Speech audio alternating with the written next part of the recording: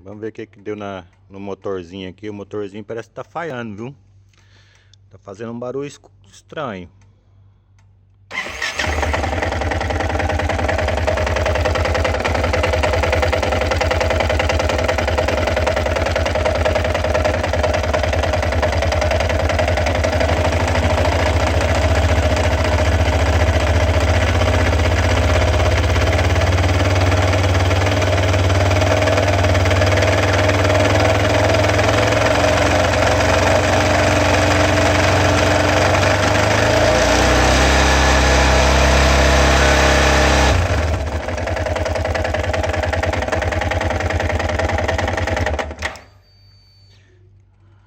Vamos abrir ele para ver.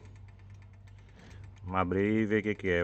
Eu tenho mais impressão que é os rolamentos do girabrequim ou do cegonhal. Também pode ser os rolamentos da embreagem, da embrague.